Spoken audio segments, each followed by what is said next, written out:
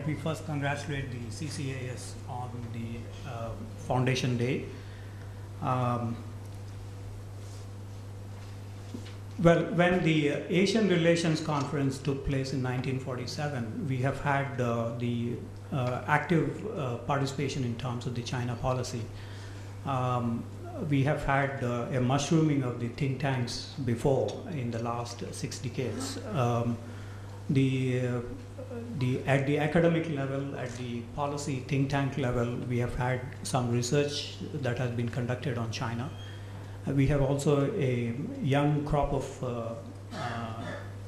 scholars who have been versed in the Chinese language, who picked up the language from Hong Kong, Taiwan, or recently in the last 2 decades from China as part of the cultural exchange program, which was signed during the Prime Minister Rajiv Gandhi's visit in late 1980s, 1988.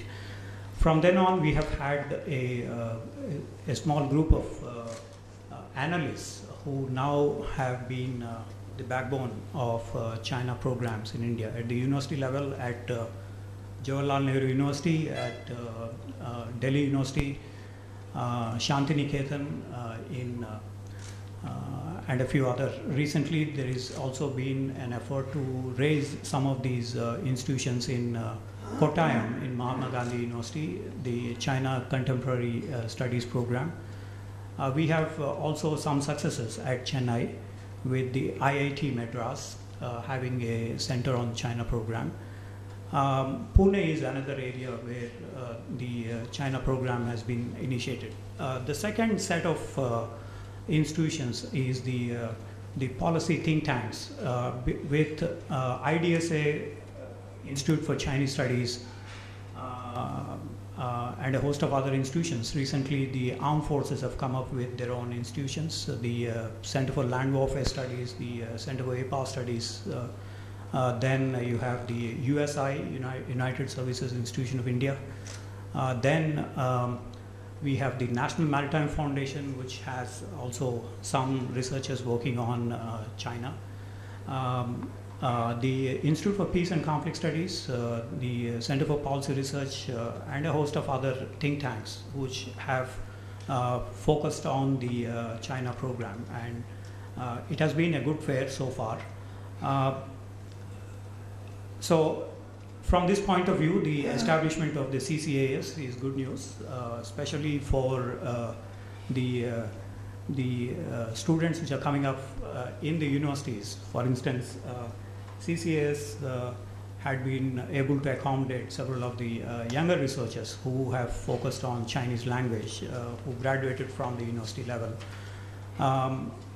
Of course, when we compare with the United States, where you have nearly 200 to 300 think tanks, and you have this revolving door as it is in Washington D.C.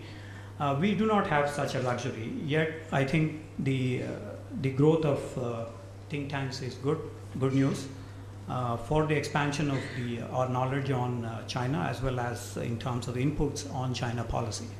So let me first congratulate the CCAS for focusing on China, specifically on China.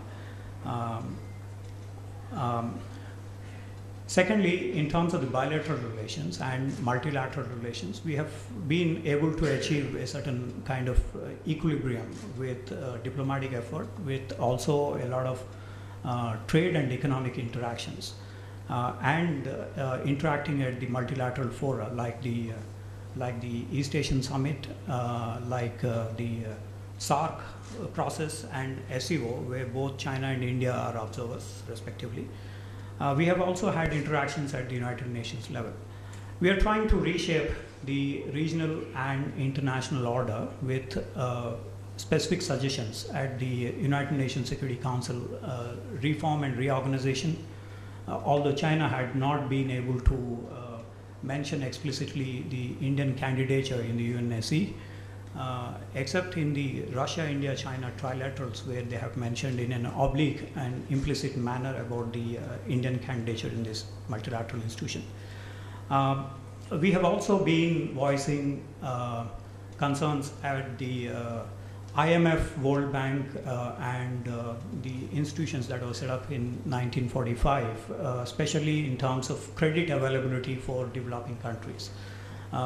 In the light of an effort made by the IMF to divert some of the resources to the Eurozone crisis and so on, we have been able to voice collectively for the reorganization of these Bretton Woods institutions. So we are trying to reshape the regional and international order, although we have several issues at the bilateral relations still pending, including the territorial dispute resolution.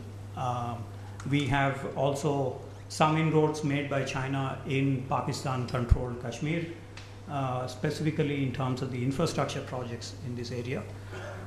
There is also the Tibet issue, which has not been addressed properly despite nearly 10 talks between the Tibetan side and the Chinese side.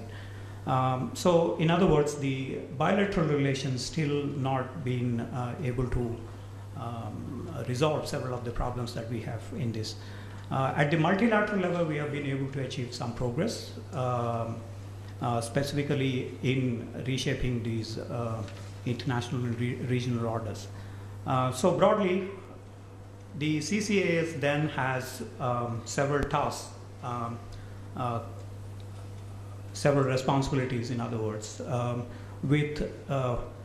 There is only one other institution which is focusing on China, Institute for Chinese Studies. The CCAS then, in terms of future trajectories in Asia, needs to also look at some of the issues coming up at the Asian level. We have seen China rise.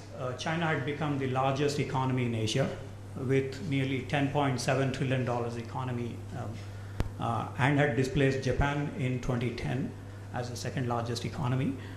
We have seen China spending the largest defense expenditure, officially stated at about $132 billion, which is nearly 3 to 4 times that what India spends on the defense sector, or Japan, 3 times what the Japanese spend on the defense sector. So since China is trying to reshape the Asian order, while it is trying to reshape the international order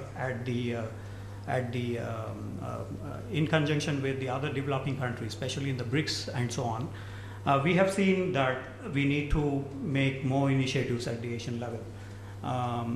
We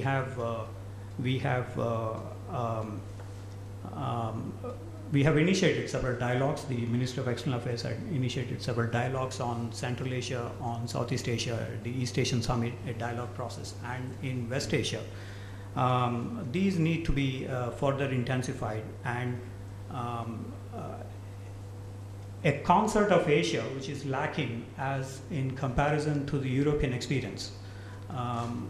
We have seen that in the recent period there are several disputes which have arisen in Asia, which are related to territorial disputes, which are related to regional security issues, maritime, cyber, and space related. These need to be addressed. So in conclusion, let me suggest that the CCAS has a huge platter that needs to be looked at, including the China rise and its ramifications for Asia in different fields. Let me thank you for giving me the opportunity. Thank you, Srikanth.